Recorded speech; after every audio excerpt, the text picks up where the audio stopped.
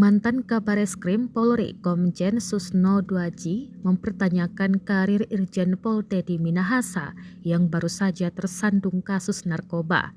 Dilansir tribunwow.com, Susno Duaji mencurigai kekayaan Teddy Minahasa ikut andil dalam kecemerlangan karirnya. Susno Duaji merasa janggal seorang Teddy Minahasa bisa mendapat 3 kali jabatan Kapolda. Seperti diketahui, Teddy Minahasa telah ditangkap dan ditempatkan di ruang khusus karena diduga terlibat jaringan narkoba. Pasalnya, ketika menjabat sebagai Kapolda Sumatera Barat, Teddy Minahasa dicurigai telah menjual barang bukti, sabu 5 kg ke penadah di Jakarta. Adapun selama berkarir, Teddy Minahasa pernah 3 kali menjabat sebagai Kapolda.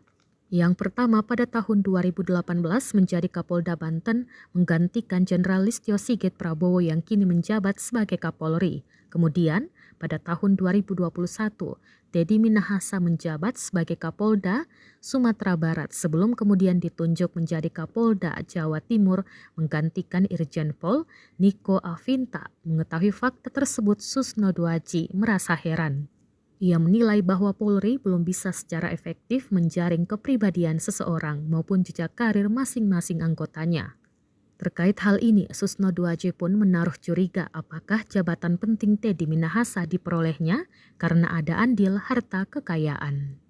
Sebagai informasi, Teddy Minahasa dikenal sebagai seorang aparat dengan kekayaan berlebih. Menurut laporan harta kekayaan negara atau LHKPN per 31 Desember 2022, Teddy Minahasa memiliki kekayaan total sebesar 29,9 miliar rupiah lebih. Ia juga memiliki aset tanah yang kebanyakan berlokasi di kota Pasuruan, Jawa Timur, kemudian di kota Malang serta Pesawaran. Tercatat jumlah nilai total aset tersebut berjumlah hingga 25 miliar rupiah. Belum lagi kendaraan mewah Teddy Minahasa yang diantaranya adalah motor Harley Davidson Solo senilai 650 juta rupiah hingga mobil Jeep Wrangler senilai 750 juta rupiah.